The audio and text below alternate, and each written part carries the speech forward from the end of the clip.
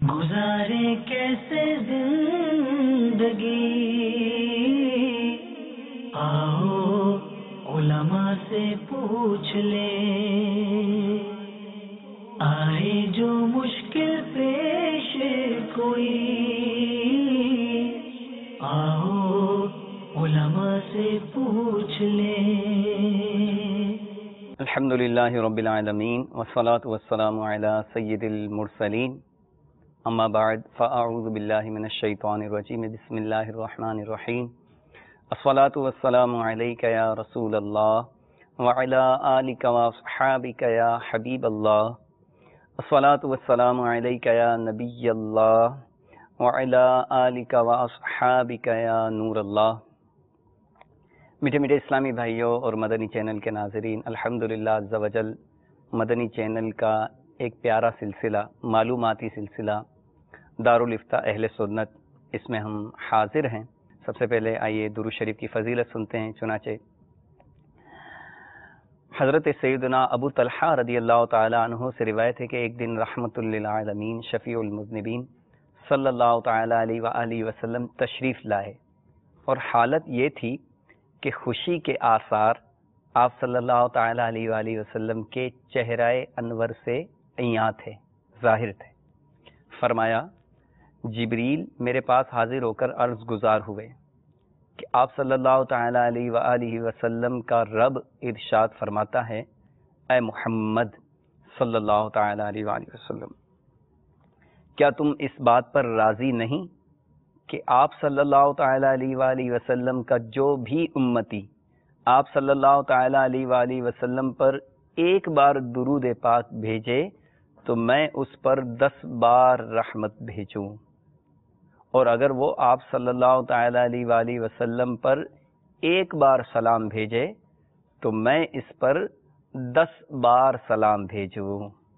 صلو علی الحبیب صلی اللہ تعالی علی محمد وعلی آلہ وصحبہ وبارک وسلم۔ کتنی پیاری بات ہے کہ جو ایک مرتبہ درود شریف پڑھ لے اللہ تعالیٰ اس پر 10 رحمتیں نازل فرمائیں۔ جو ایک مرتبہ سلام بھیجے سرکار صلی اللہ تعالی علیہ وآلہ وسلم پر، اللہ تعالیٰ اس پر 10 بار سلام بھیجے، اور جس پر اللہ تبارک و تعالی سلام بھیجے اس کی کیا بات ہے۔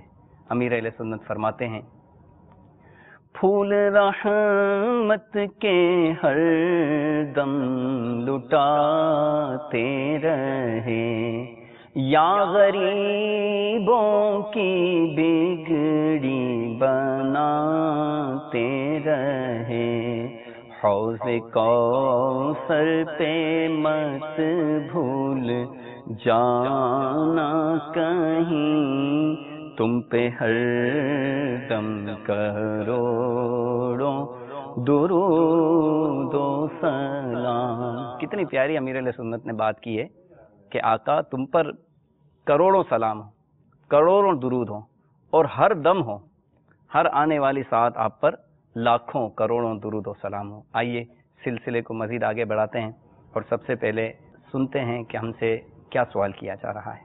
صلو علی الحبیب صلی اللہ علیہ وسلم۔ میں وزیر اعظم سے یعقوب بات کر رہا ہوں۔ ہم نے کسی سے سنا ہے کہ شیطان بھی نماز پڑھتا ہے، کیا واقعی نماز پڑھتا ہے؟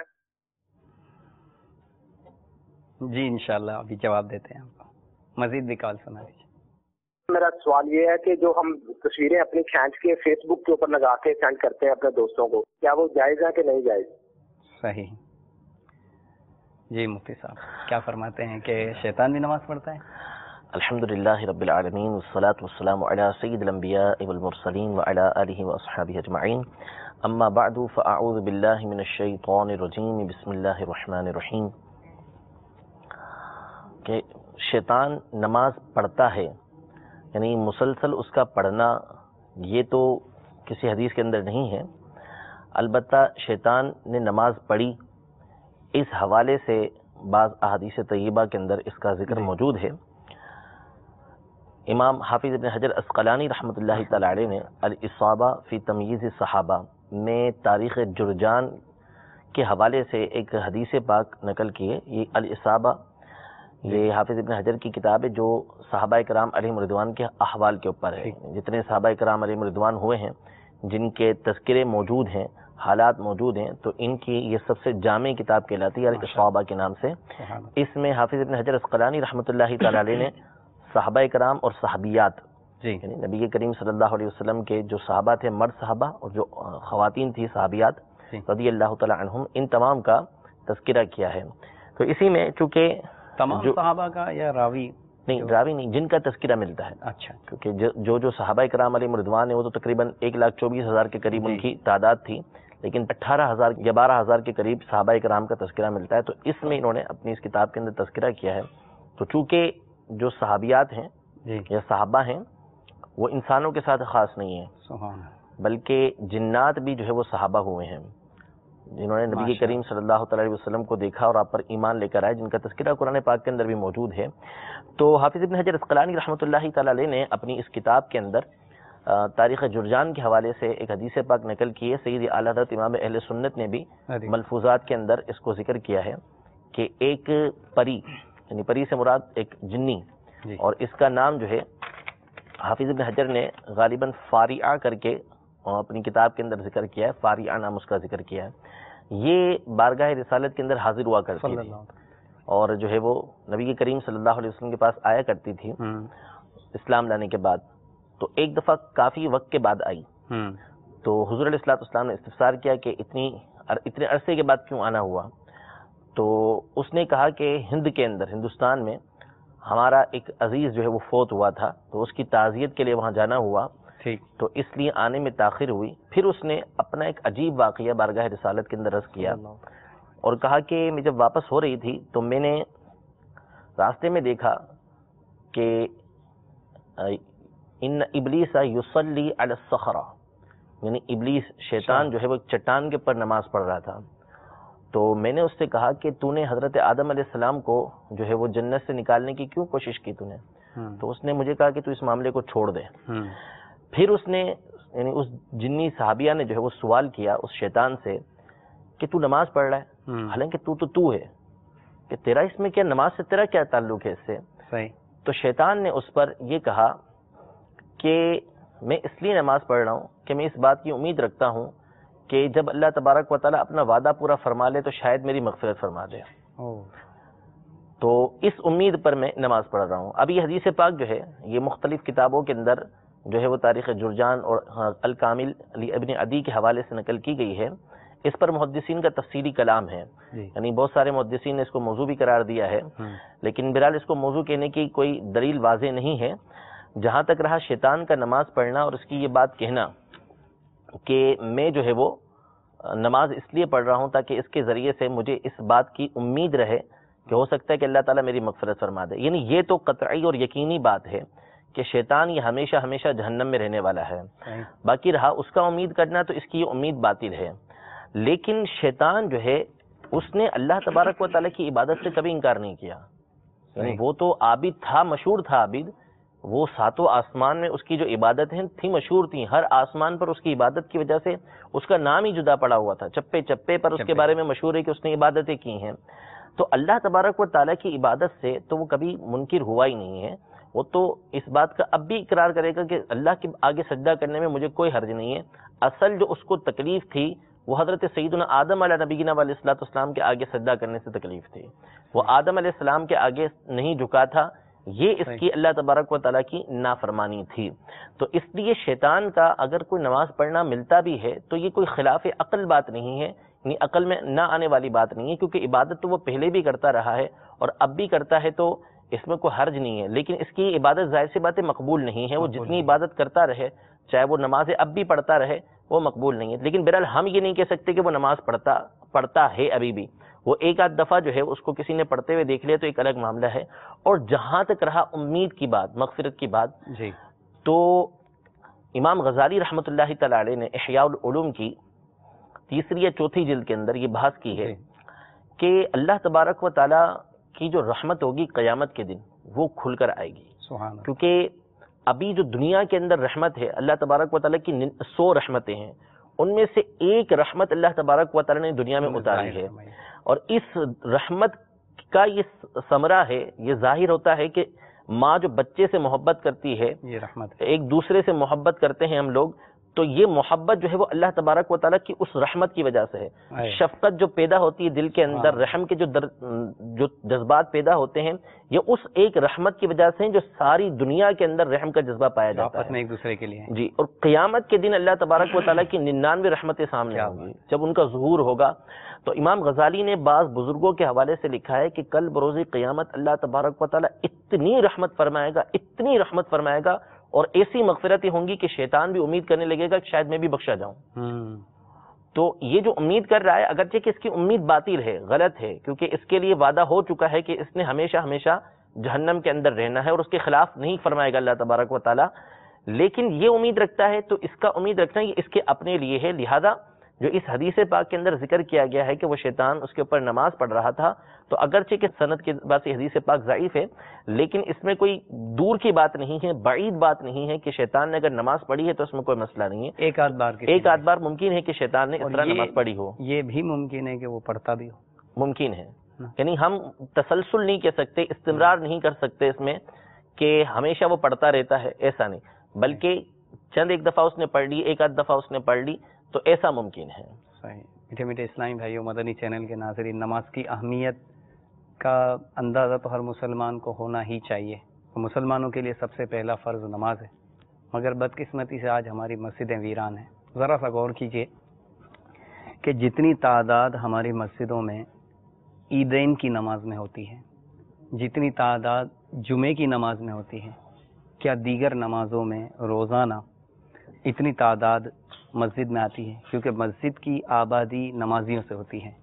تو اے میرے میٹھے میٹھے اسلامی بھائیو، ہمارے مسلمانوں کی بہت بڑی تعداد ایسی ہے، بلکہ اکثریت کہہ سکتے ہیں کہ وہ نماز نہیں پڑھتی.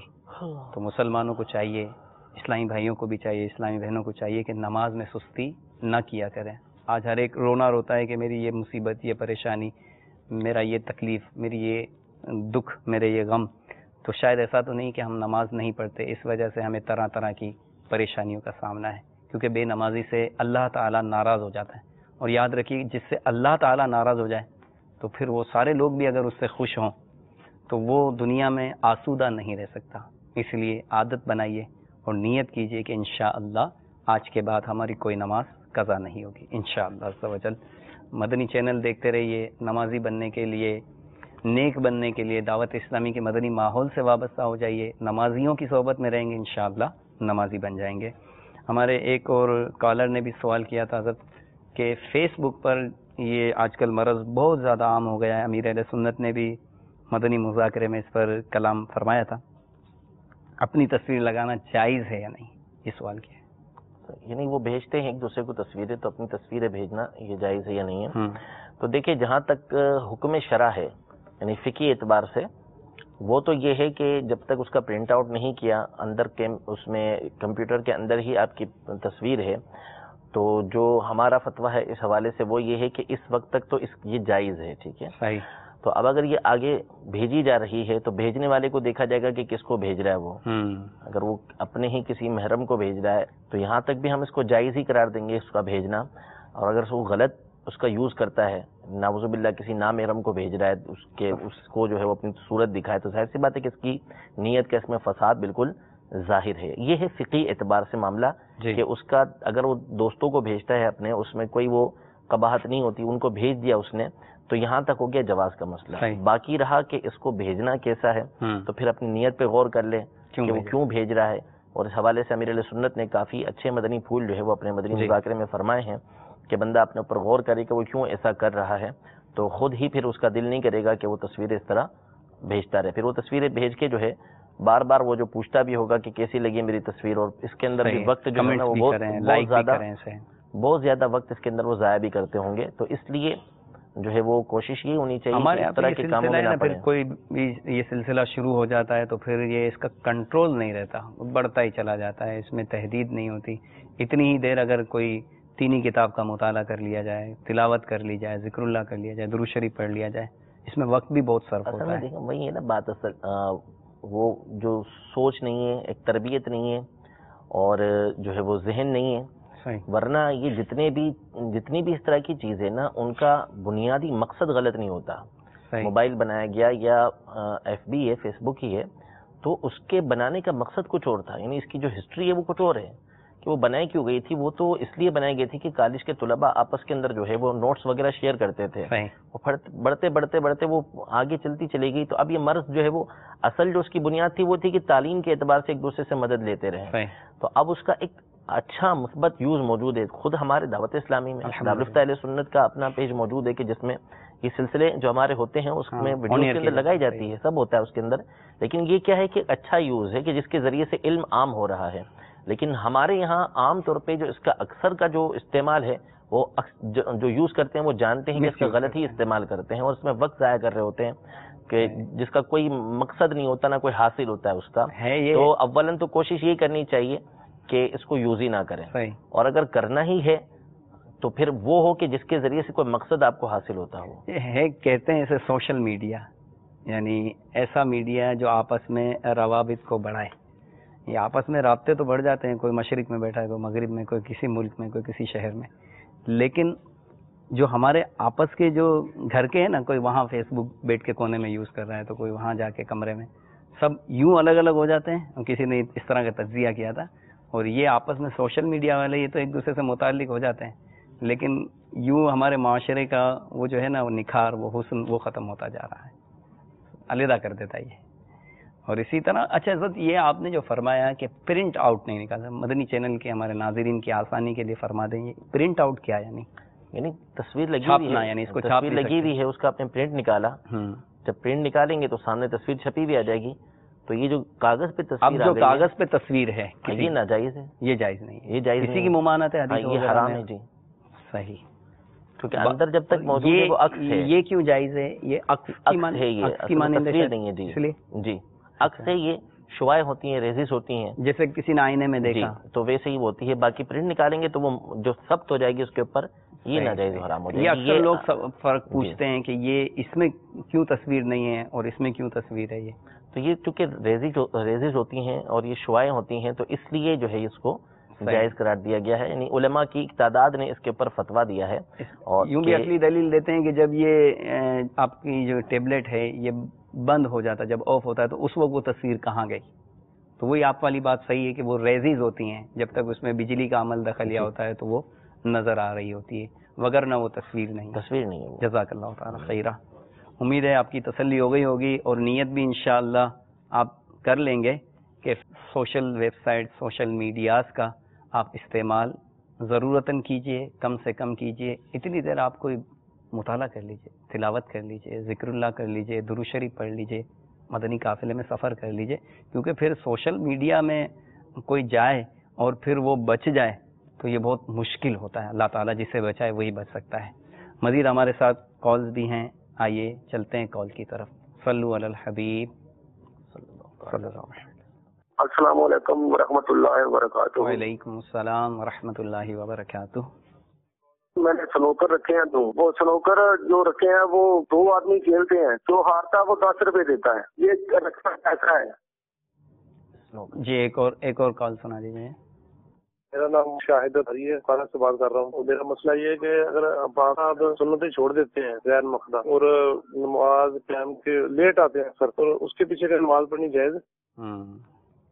انشاءاللہ شاہد بھائی آپ کو اس کا بھی جواب مفتی صاحب سے دیتے ہیں انشاءاللہ. اسنوکر کے متعلق انہوں نے اسنوکر اپنی دکان میں رکھا ہوا ہے. دیکھیں پہلی بات تو یہ ہے کہ یہ کھیلنا ہی درست نہیں ہے، اس کی اجازت ہی نہیں ہے، کیونکہ لہو و لعب ہے تو اس کھیلنا ویسے ہی ممنوع ہے. اور پھر یہاں تو جو ہے وہ پیسے بھی ضائع کیے جا رہے ہیں اس کے اندر.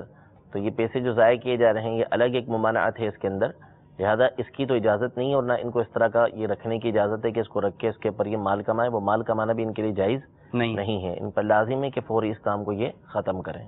صحیح. ہمارے شاہد بھائی نے سوال کیا تھا کہ جو امام صاحب سنت غیر مؤکدہ وغیرہ چھوڑ دیتے ہیں تو کیا ان کے پیچھے پھر نماز پڑھی جا سکتی؟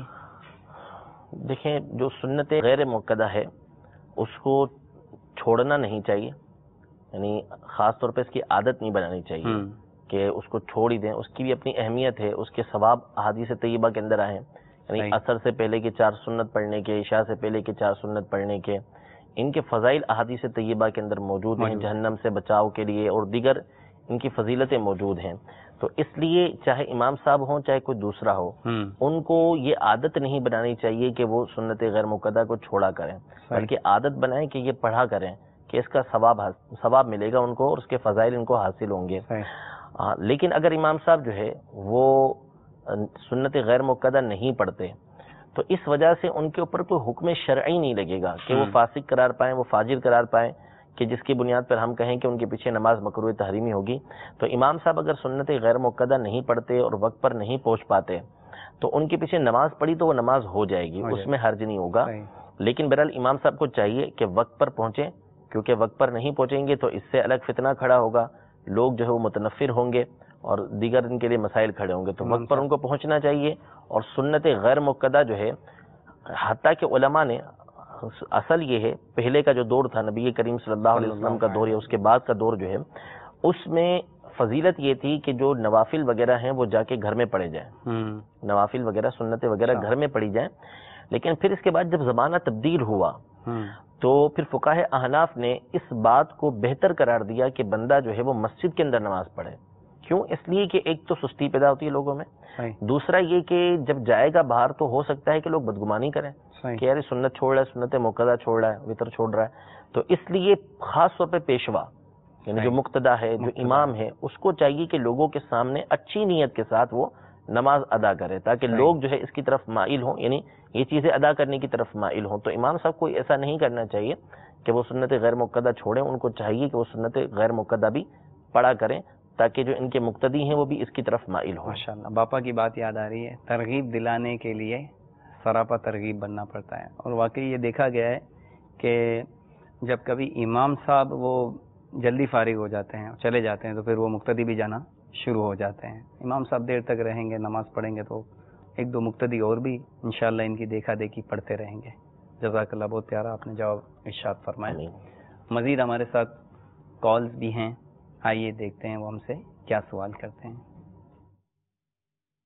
محمد دانش ناروال سے بول رہا ہوں۔ مفتی صاحب سے سوال ہے کہ ہمارے محلے میں ایک مسجد ہے، وہ مسجد جو ہے وہ کہتے ہیں کہ اس پر بنی ہوئی قبرستان پہ، کیا اس مسجد میں نماز پڑھنا جائز ہے؟ اور اس مسجد تو تقریباً 30 سال پرانی ہے اور لوگ اس میں نماز بھی پڑھتے ہیں۔ یہ سوال یہ تھا کہ کیا اس مسجد میں نماز پڑھنا جائز ہے؟ السلام علیکم ورحمۃ اللہ وبرکاتہ۔ وعلیکم السلام ورحمۃ اللہ وبرکاتہ۔ غالباً طاہر بھائی نام بتایا تھا، انشاءاللہ آپ کو مفتی صاحب سے اس کا جواب دلواتے ہیں۔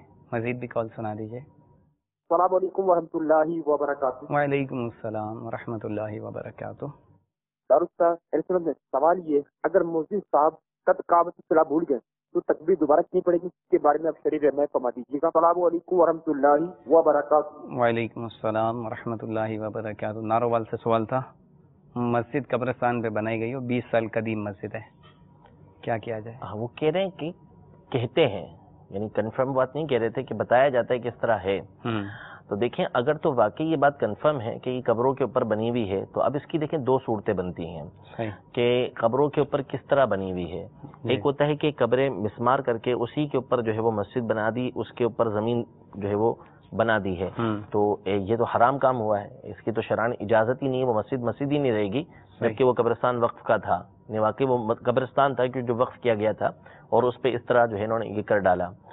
اور ایک جو مسجد، ایک جو قبرستان ہوتا ہے اس کے اوپر جو مسجد بنتی ہے اس کی صورت جدا ہوتی ہے۔ جیسے قبریں نیچے ہیں، اوپر جو ہے وہ چھت بنا دی، یہ قبر ہے، اور اتنی اوپر جو ہے یہ پلر بنے ہوئے ہیں سائیڈوں میں، بنا کے اس کی دیواریں کھڑی کر دی ہیں سائیڈوں میں، اور پھر اس کے اوپر چھت ٹائپ کی بنا کے اوپر مسجد بنا دی ہے، تو پھر اس میں نماز پڑھنے میں کوئی حرج نہیں ہے، ایسی نماز پڑھ سکتے ہیں، یعنی قبریں باقی ہیں، قبریں باقی ہیں۔ اب یہ تو واللہ عالم ان کی کیا صورتحال ہے، ان کے علاقے کی کیا صورتحال ہے کہ واقعی ایسا ہے بھی یا نہیں ہے۔ ایک تو کنفرم ہونا چاہیے کہ واقعی ایسا ہے، اگر ایسا ہے تو کیسی صورتحال ہے، یعنی بہت سارے اس میں سوال پیدا ہوں گے کہ کس نے بتایا، واقعی وہ قبرستان وقف کا تھا، کیا معاملات ہوئے تھے۔ تو بہرحال یہ دو صورتیں ہیں جو میں نے آپ کے سامنے عرض کی ہیں کہ اگر تو بالکل مسمار کر دیا اس کو، قبروں کو، اور پھر اس کے اوپر زمین بنا کے اس کے اوپر مسجد تعمیر کر دی ہے، تو ایسا تو تعمیر کرنا ہی جائز نہیں تھا جبکہ وہ وقف کا قبرستان ہو۔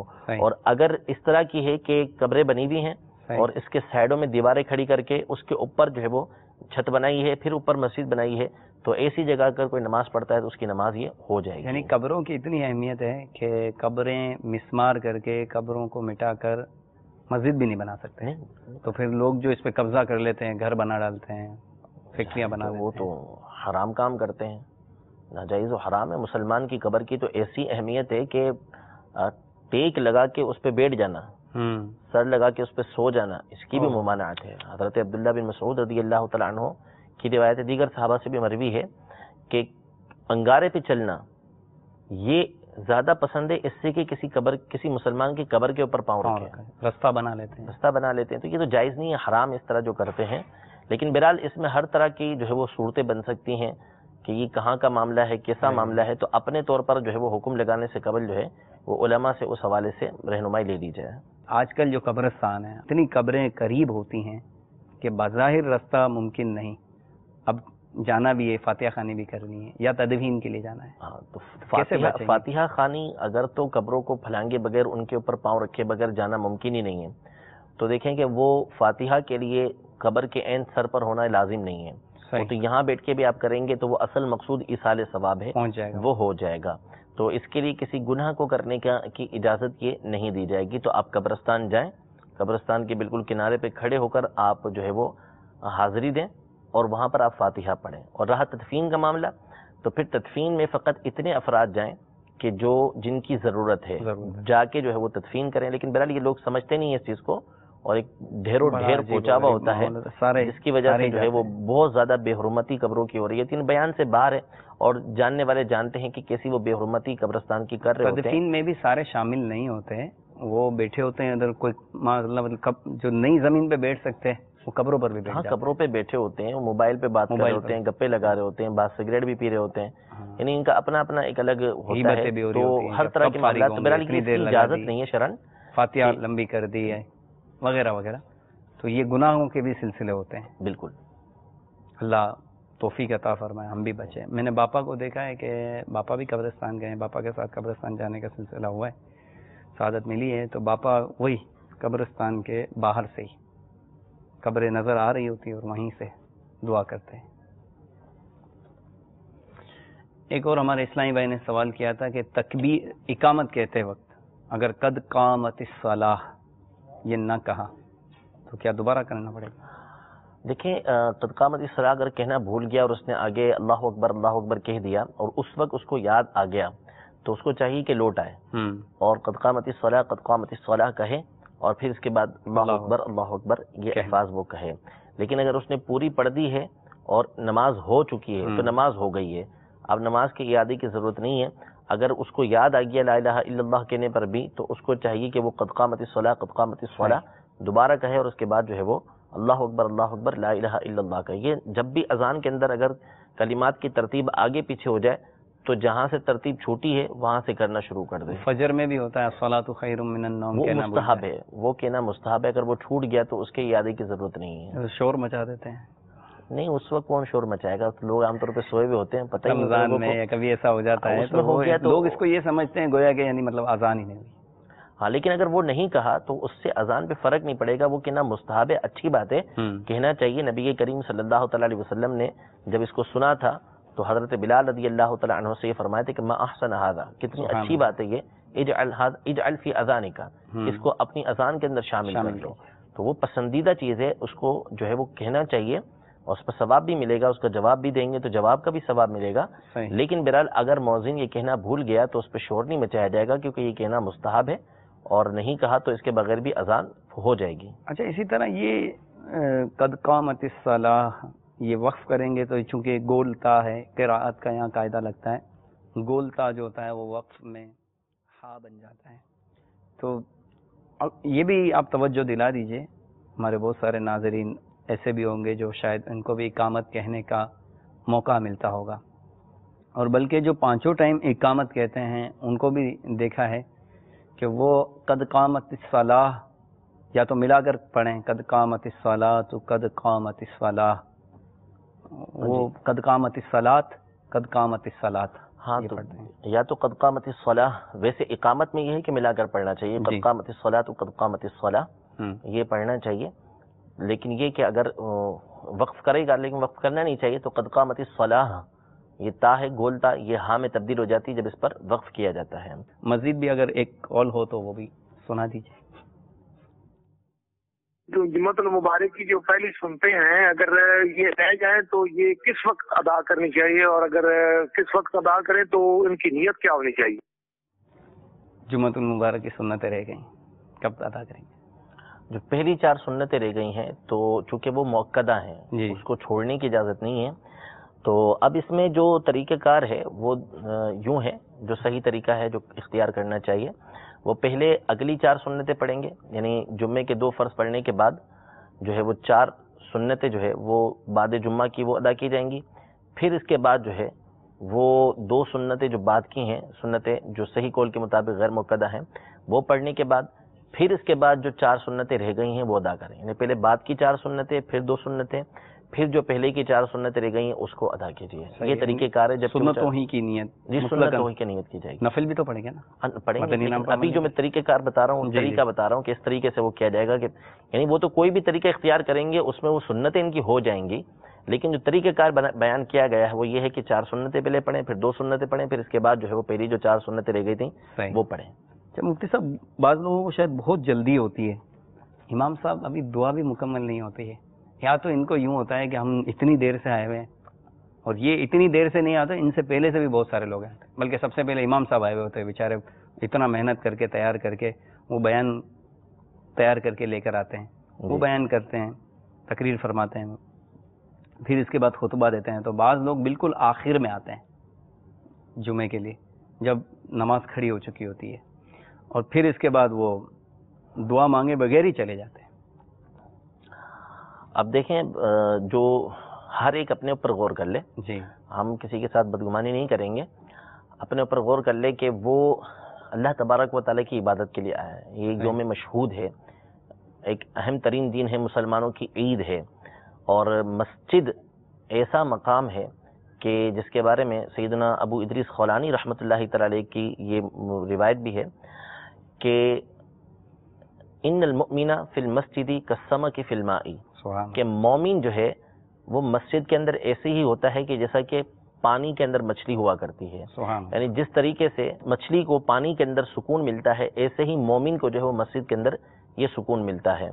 تو اس لیے وہ اپنے اوپر غور کریں. اور پھر اس کے بعد انہوں نے مثال دی کہ منافق جو ہوتا ہے اس کی مسجد کے اندر مثال ایسے ہے کہ جیسے کسی وحشی پرندے کو جو ہے وہ پنجرے کے اندر رکھ دیا. کوے کو آپ بند کر دیں پنجرے کے اندر تو وہ کائیں کائیں کر کے جو ہے وہ پریشان کر دے گا، حتیٰ کہ بندے کو اس کو کھولنا ہی پڑے گا، نہیں رہنا ہی اس کے اندر. تو جس طرح ایک وحشی پرندہ ہوتا ہے وہ پنجرے کے اندر نہیں رہ سکتا، اسی طرح منافق مسجد کے اندر نہیں رہ سکتا. ہم کسی شخص کے اوپر، معین شخص کے اوپر حکم نہیں لگائیں گے کہ وہ منافق ہے، لیکن ہر ایک اپنے اوپر غور کرے، اپنے اوپر غور کرے کہ میں مسجد سے دور کیوں بھاگ رہا ہوں. تو حالانکہ احادیث طیبہ کے اندر جو ہے سیدنا علی رضی اللہ تعالیٰ عنہ کا آپ یعنی اس قول پہ غور کریں کہ آپ فرماتے ہیں کہ اگر مجھے اس بات کا اختیار دیا جائے کہ تمہیں جنت میں جانا ہے یا مسجد کے اندر جانا ہے، تو آپ فرماتے ہیں کہ میں مسجد میں جانا پسند کروں گا، اس لیے کہ جنت میں جانا یہ میری خوشی ہوگی، اور مسجد میں جانا جو ہے یہ اللہ تبارک و تعالیٰ کی خوشی ہے اس کے اندر. اور مسجد کے بارے میں حدیث پاک کے فرمایا کہ وہ افراد، حدیث پاک میں تو 7 افراد کا فرمایا، اس کے علاوہ 50 سے اوپر افراد ہیں دیگر احادیث کی موجودگی میں، کہ جن کو اللہ تبارک و تعالیٰ کے عرش کا سایہ کل بروز قیامت ملے گا.